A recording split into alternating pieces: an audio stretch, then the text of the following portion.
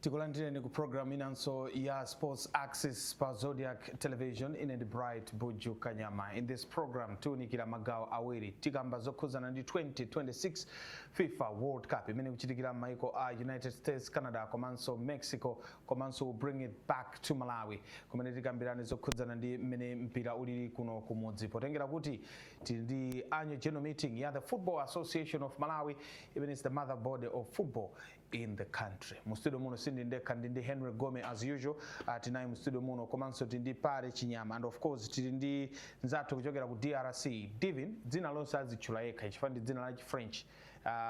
Akumalidziwa amene amalichulira muno koma ndi labo la Divin kuchokera ndithu kumene ku DRC. Tambweretsa chifukwa chofuna kuti tikambe zokhuzana ndi FIFA World Cup makamaka kuyang'anira kuti DRC kupanga perform motani kumpikisano umenewo. Takhalani pamene posachedwa apa tikalere kuyamba program yathu ya Sports Access.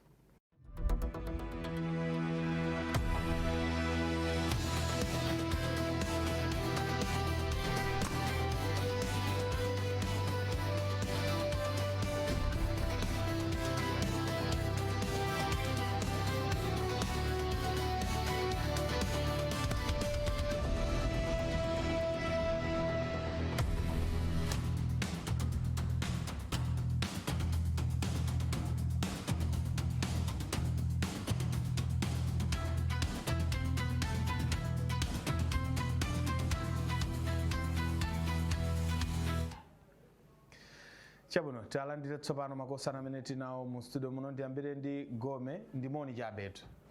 Yeah. Takulandira mu program ya Sports Access. Yeah, ndatokoza kuti takumalaso program ya Sports Access. Chabuno ndibwere kwa pale. Siza milandu iyi ndi Moni Jabe. Talandira Moni. Chabuno. Ndatokoza kuti umwanje njemera kwa. Watokoza ndimauza anthu onse amene amationera kuti program ima yamba isana yamba imatasa isanati akazati satira makamera umakaka paki kwazo anthu chabuno nauza anthu kuti tili ndi mlendo. I think mamona tsopano muchithunzimo. His name is Devin. What's your full name? My full name is Jean Le Divin. Yeah. Jean Le Divin. That's it's a French name. Okay, so welcome to Zodiac and welcome to Sports Access special edition where we're going to talk about the FIFA World Cup. Also, let me start with you, Jean. Yes, DRC. We had your friend here last program, Sports Access, where we talked about how DRC is performing. I mean, right now, looking at how they have performed, do you see them progressing to the round of 32? Yes, of course. If I don't know if you watch the game, you would see that we have a very good team, but Colombia was very superior in terms of the game. But after also analyzing and watching Uzbekistan games, we are able to beat Uzbekistan more than 2-0, why not 3? So yeah, we are still believing to make it from the group stage and to go to the next stage. If we are to look at DRC, a country that is playing at the World Cup, I mean, after years, so many years, are you impressed with how they have performed so far?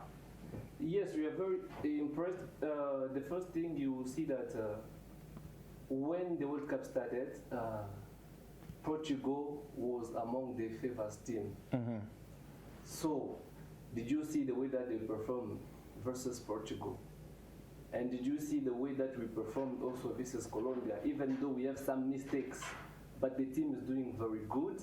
And if you can also come back with the games that we had before the World Cup, the preparations game, you'd see that we played versus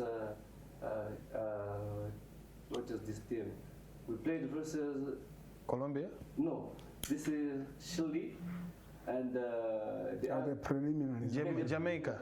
No, before after the Jamaica, we played versus Chile.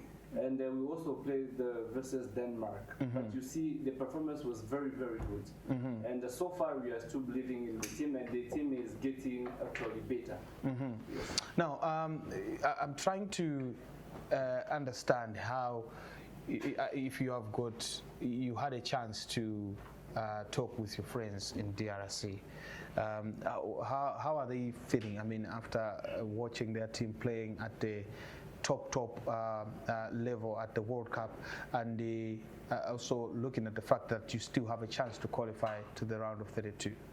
Okay, for this team, we've been waiting for this since 2022. I remember we were disqualified. We did not make it to the World Cup on the last game. I remember it very well. The memory is too fresh in my head.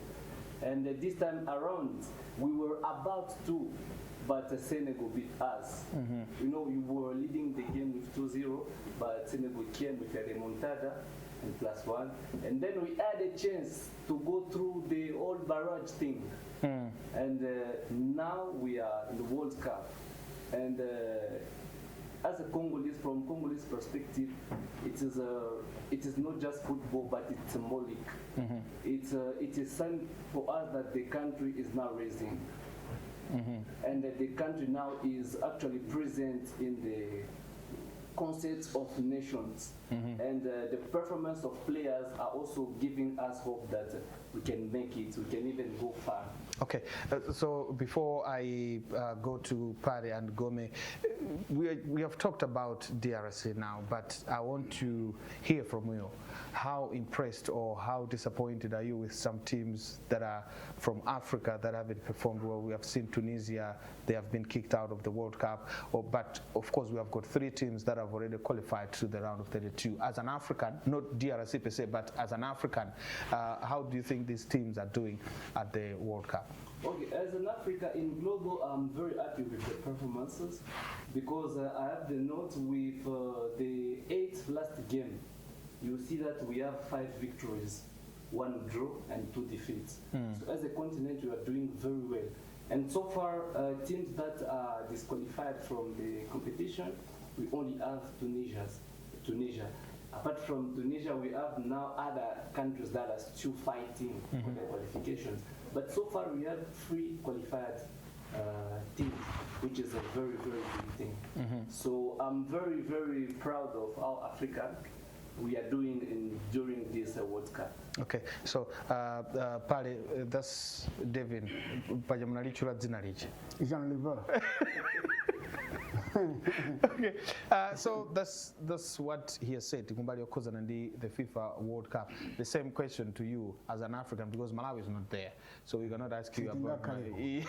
Yeah, but as an African, how impressed kabina kuti matimu wa Africa kunogo 3 teams apanga qualify. Mumbiri akonena kuti we have only had 2 teams aujuluka in the round of 16. Yes. But of course this is a step back kudin the 32 kuma atatu apanga kale qualify. Yeah, sure. Yeah, zigoneka I think zigoneka bwino fanga atatu apita tinapita matimu 10.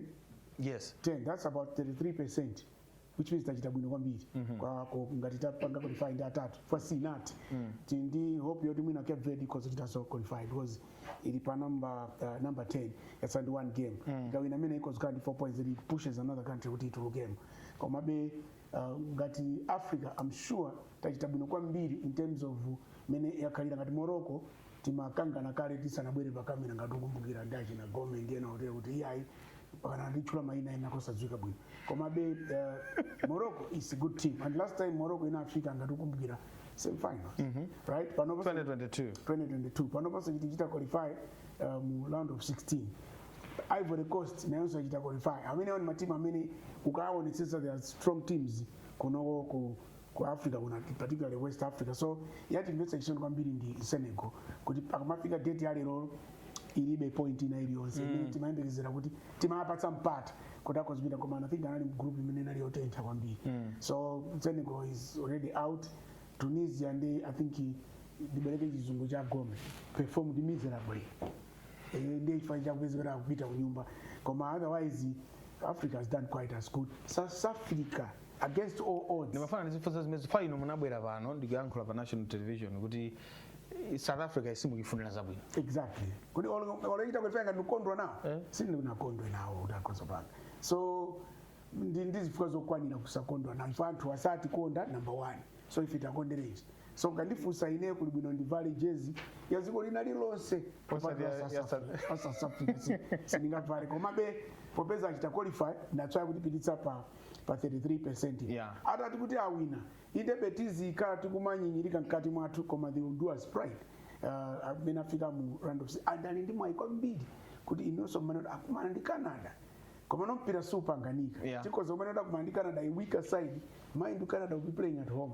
they are against all odds so popeza situ kwafuna ndi kale and Canada tukula anthu ambiri anthu amene akumenya kumene kuchi ochokera kuno ku Africa amene amamenya Canada so the strength will be the same tingo ifuna beza bwino ngati ngawine South Africa let it go to the round of 16 so dika kwa ngoma if you look at South Africa it's not the strongest team ngati zambuyo zimetaziona ya 96 was a better team just ya na Ben McCarthy was a better team inde it's got most of the teenagers amene alimo kwa alindimo kuti ana akumenya bebwino and achita qualify ngati one chigoli chimene chinachiyidwa chija ngati chimodzo cha Elanga ngati unaona game ya chimodzo cha Elanga kuti anachita sweep inside and then kuchinya so tingoifuna beza bwino South Africa kuti ipite ngakhale siti kukondwa nayo koma doing us proud tikudikirirano kuti tione what will happen in the Cape Verde. Okay, Gome tisana joge nkhani yokhuzana ndi the FIFA World Cup.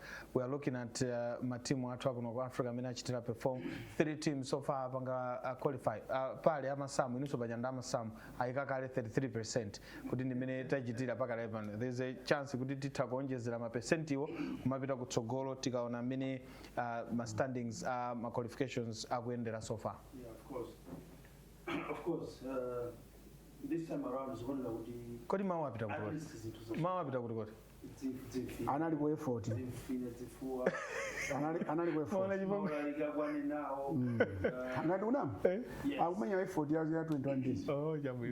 So Zodiak ngati komano ndinene apa kuti World Cup already don't know. Yatuone tsaona kuti kwa Africa kuno kompira uli because if you look at the performance of most African teams this time around, there's a big improvement as compared to the previous World Cup tournaments that we have seen.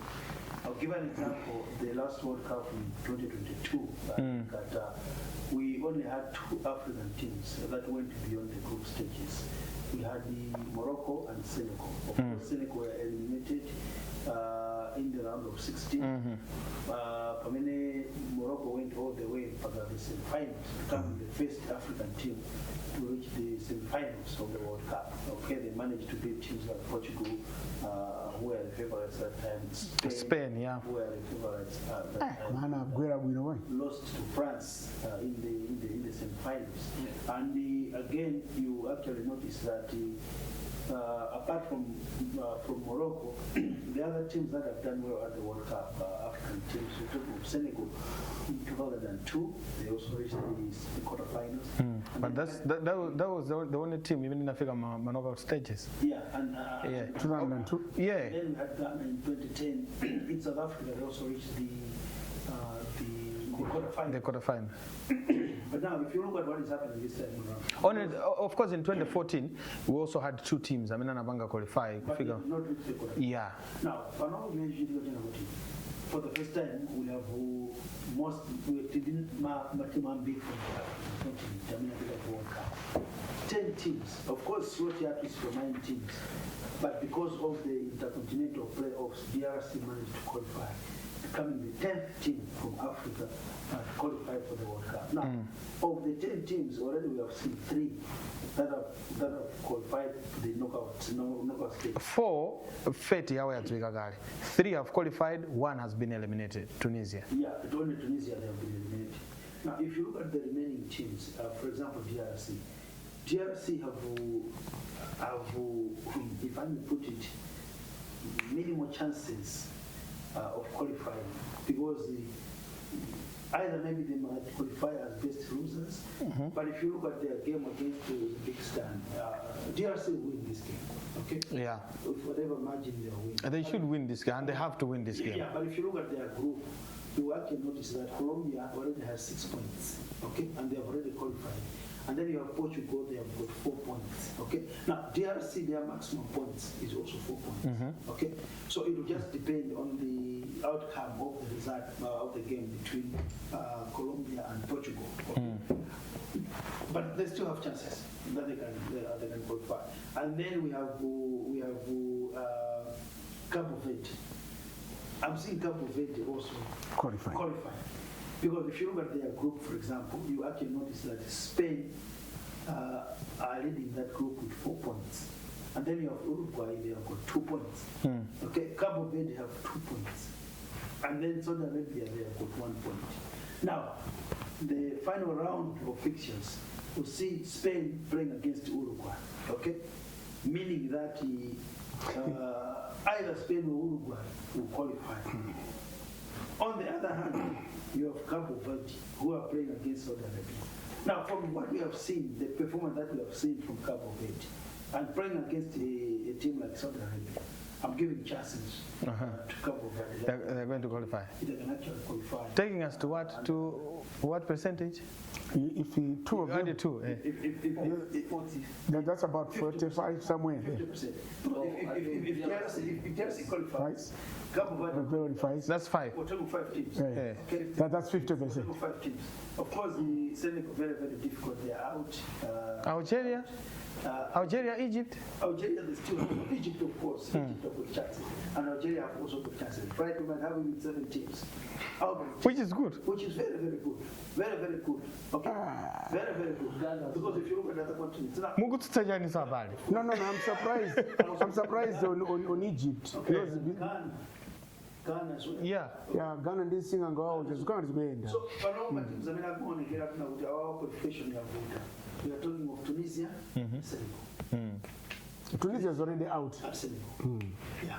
Okay. But the rest of the teams, my only one would be they can still qualify. Okay. So let's wait and see. But otherwise, it's a very good performance from the African continent this time around. Okay, so the final phase with Devin, before we let you go, they have talked about the teams that are giving hope that maybe they might qualify to the round of 32 at the World Cup.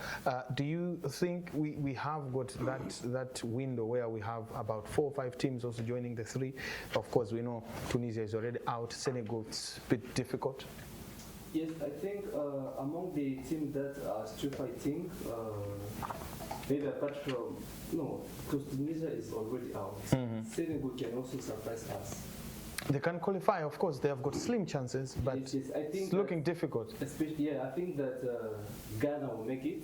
Algeria, Cape Verde, as Mr. Gomez explained it very clearly. If you look at the group stage and how is it going and the performance of the team, I think we got a lot of chances there. So Egypt, I think we can say also, obviously, according to their result, they also make it. DRC, this is what we are also actually hoping. And we think, because DRC, they are very determined to make it, because this game is kind of a final. We can compare it as a final. So we have to do our best to bring everything so that we can make it from the group stage. Okay. Lastly, David. Last time you guys organized a watch party. Are we having that this Sunday? And unfortunately, the game is coming at, is it 1 a.m.? yeah, I think it's midnight. Very awkward time, but Yes. yeah, we just have to sacrifice. Yes, but Support of DRC. exactly. But the thing is, we wanted, the plan is we wanted to have because we call it fan zone, DRC fan zone in Malawi, and we wanted to have it on all the DRC games. But the problem was the time. Was the last game was around 4 a.m. Yeah. And on the next day, people had to go to work and other occupations. And the coming game will be at 1, which will make it a very bit complicated. But hopefully, if we make it and got qualified, we will organize another one. Okay. Lastly, for me, Devin, before you leave, Haiti, Jordan, Tunisia, Turkey, Panama, Qatar, Czech Republic, and Curacao confirmed they have been eliminated from the World Cup. Any surprise? Not really, because even on the papers, on the stats, you will see that most of those teams were not well placed on the list of teams that were called or classified as favored ones. So there's no surprise for them. Okay, thank you so much, Devin, for coming through to talk to us about this. And I'm pretty sure that immediately after the DRC match against Uzbekistan, you also come through to talk about if at all the team qualifies. Don't say no if the team doesn't qualify. You have to be here. Of course, we will. And if we got qualified and the time is very good, we'll also we'll invite you to join us on the DRC and get fan zone that will host. Hopefully we'll do the sports access there. Yeah, that would be very good. That would be very good. Okay, thank you so much, Devin, for coming through. So tingopuma kai pang'ono tikamabwera tipitirize kukamba nkhani zokhuzana ndi masera ampira tunikira tsopano zakuno ku Malawi chifukwa kuli AGM ya FAM kuli nkhani zikuluzikulu kumeneko izo zokhuzana ndi FIFA World Cup apa tsopano tilowe the local scene kuti kuno kuli zotani. So tingubweranso after this.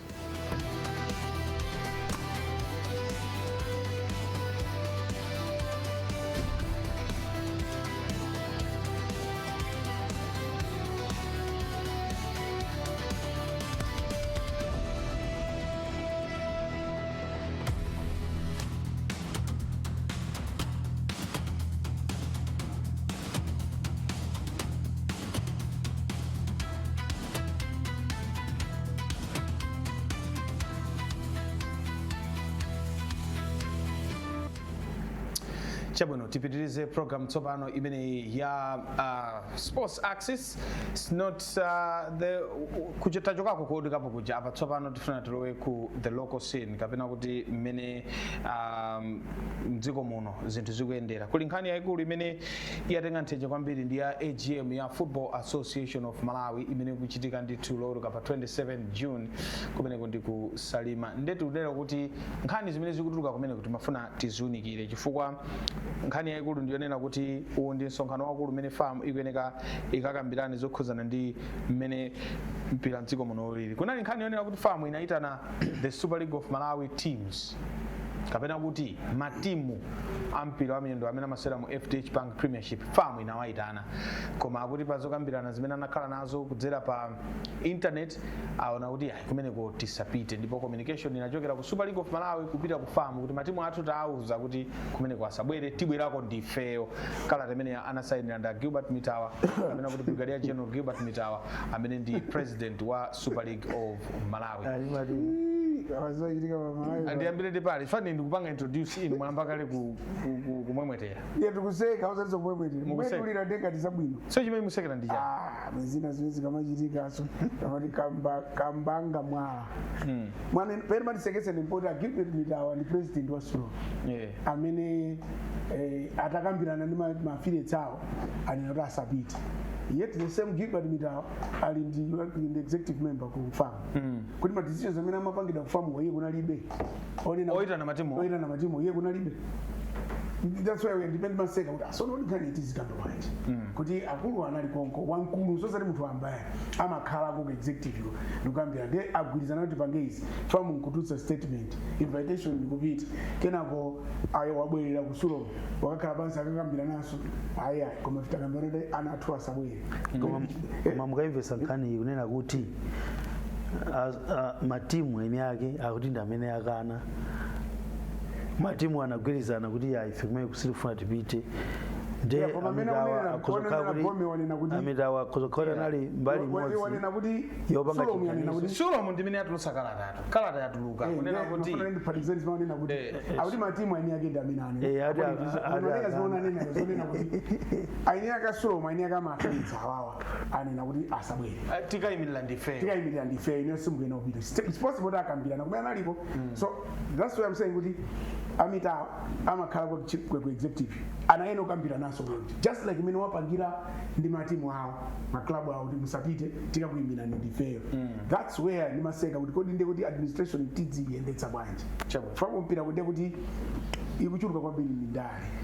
I didn't see any problem with matimu kupita kuti sinangamena kuti angopita as observers or stakeholders kuti kazi kangoonera just like ineyo tafuna kupita ndipita so ndikupita nini makapasiti ndaita ndina ndifusaso kuti upita kuita ndafusira kuti tikutiri kwina kwacho kutisanayambe program unanga iwe upita kuitana ndata ine ndifuna ndipite ndiye munthu ina sangandiletsi ndimayonenaso ngati timapita kwali ameti pakhala kugalali kuja koma one ndiye mukatikanize kuje uko sitipitako sitikadya nawo oko mupita hayi ndipita sindikadya nawo samusa ngati ndani ngati pale chinyama kungopita kangone amaletsa ngati asisa amaletsa ngati timapita ku talent center ya presidential election ndiye mukatikanize ko but anyway all I'm saying is kuti the funny part of it kuti I think siti kumagwirizana chifukwa pakamabwera nonkhani ina yake ija imwapitisa mwa disciplinary mwa kuti anthu a office ndi imodzi because fam uyu ni mwana wa Solomon kuti whatever they are doing it's just like kuti okay office ya family no ndetadulani apo asulo muzika kuseriku muzitiyendetsera izi isini ngati setup yake ngati mene nyumba yo ndi imodzi koma chipinda icho mwauza asulo mazikhala kumene wazindetsa chipinda icho mukhale amareferees chipinda icho mukhale coaches ngati zimakhala kwa coaches so all those things aika mmene mjamuke ena chama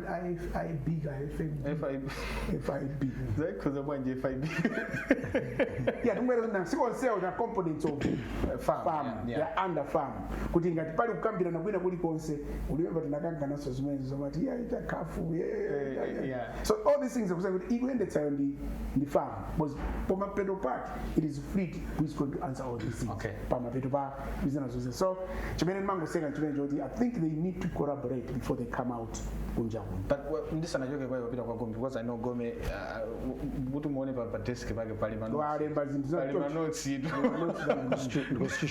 constitution ime okay ndisanachoke kwa hiyo pale ndimafuna ndifuse nkhani yokhuzana ndi AGM yes why would the FA need clubs at the AGM yeah that's depending on so I'm being confused kuti AGM sikumapita of course I'm with my stakeholders koma according to constitution yao aliso ndi amene akuyenera kupita ako mmene kujako awena kuyenera kupita ndi awa koza kuvota awasanga vote alright fachibwabwera amene ati maissues tina dije apapa sindi kuchoka chifukwa chana amaitana because it has never happened kumbuyo. It has ever happened. Kuaitana as clubs. I haven't heard about that. So that's where the confusion comes in my opinion.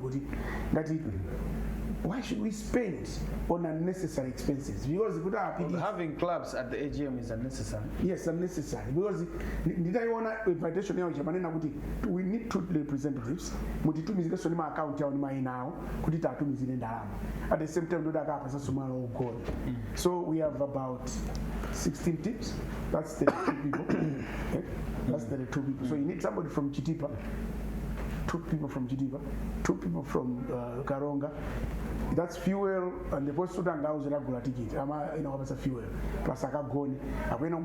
Your concern is on the expense? Yeah, these are necessary expenses. Is it necessary? Okay. But because you can do without. Okay.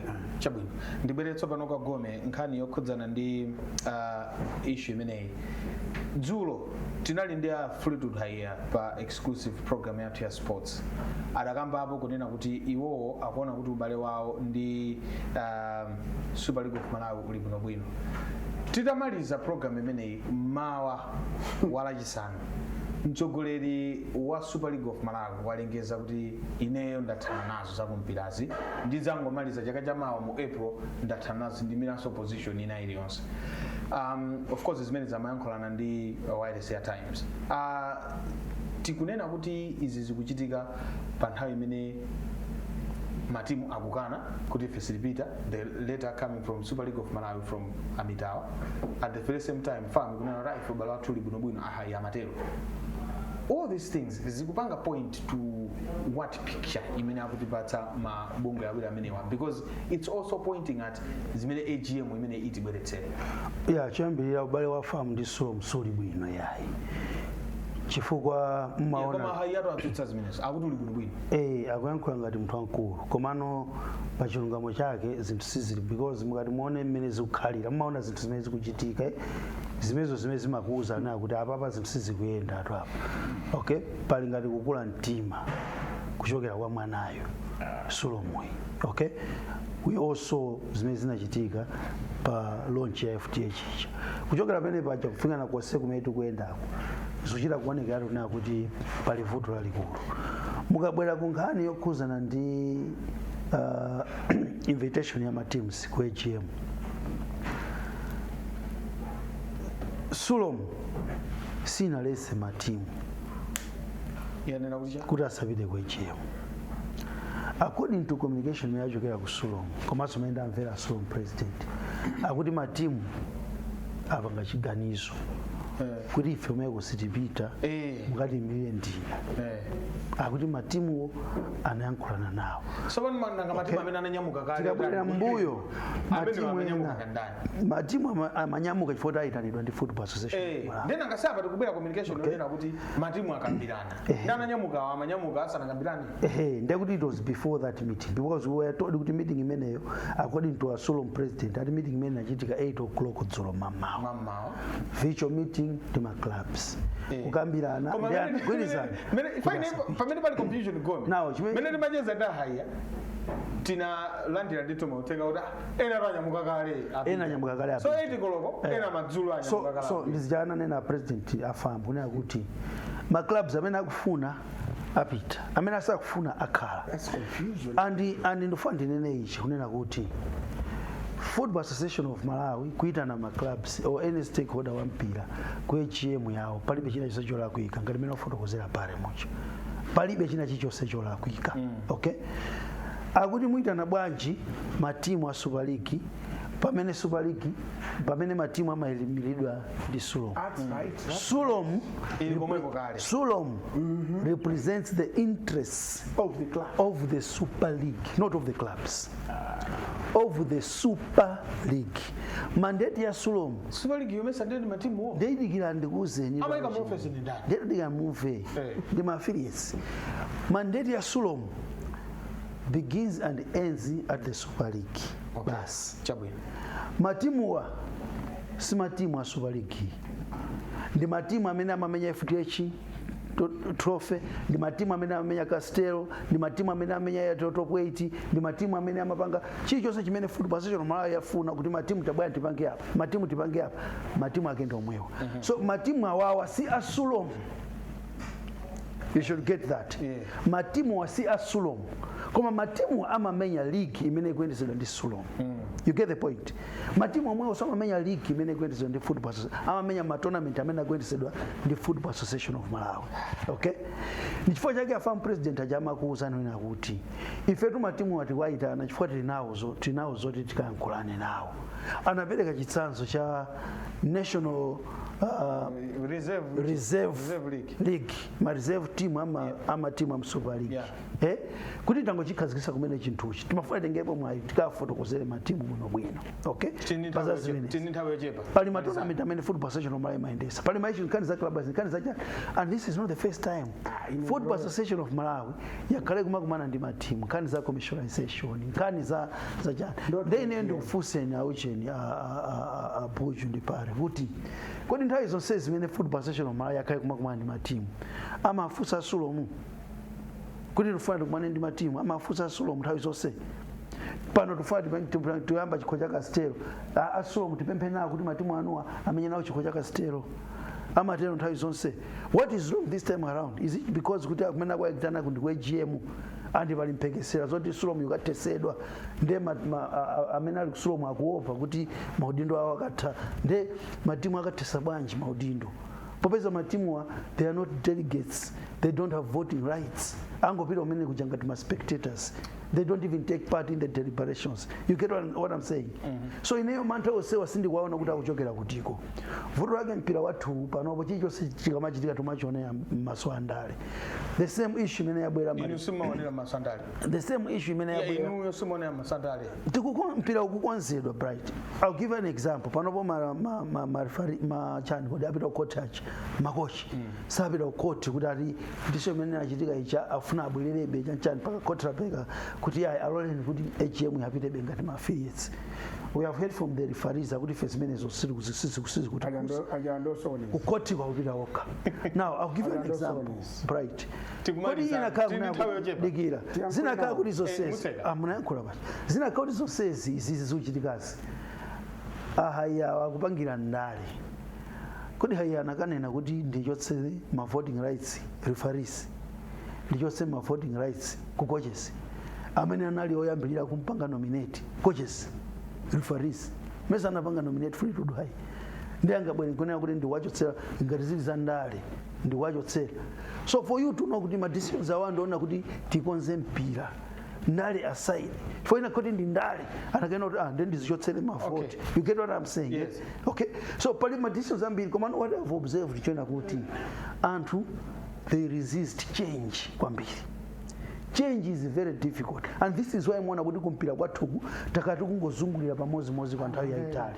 Okay, even ngakhale dziko limene tungozungulira pamodzi kwa nthawi yayitali because change kuti abwere mtsogoleri atenge ma tough decisions awo panopo tufati sinthe zinthu.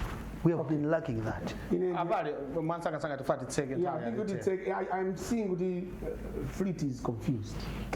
Oh. It's confused. That's completely confused. I think Pena Sabu judge meaning which direction to take. Chifugwa, if it's the same firm that's inviting my teams on a different capacity, for them many clubs organized by firm.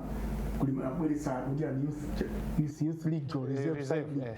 Because even if I hit a team, it doesn't make sense because my team is not relegated at the time meaning is young. So they don't make that policy. That's what I'm saying. Somewhere somehow you deal with somewhere somehow technocrats deliver the policy. I mean, on American Calapan. So I think leadership here, ya Fleet is somehow confusing. Ngata Africa mitawa kunena kuti atananazo. Yes, so no musapadikize kunena kwa mitawa kuti ndikuzisia mu April chaka chamawa ndikunena kuti ali confused nda high. No, sino not confused. Ngati pakufika munthu ina wankuti ndasiya inisiye ndine maganizo anga. Maganizo. Osati anu. Komanso Africa ota kuda kuzisiyaso. Sangazi. Iniyo tane nani?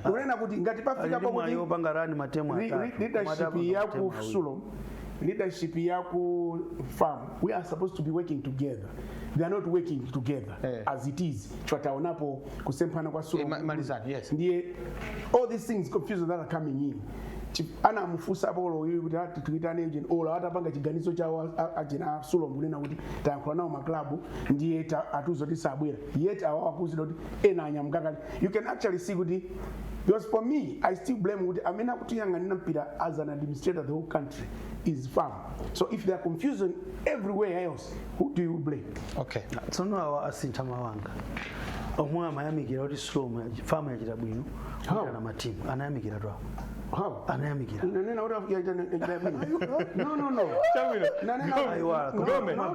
I'm just going to give you 30 seconds. Otherwise, it's how I did tell.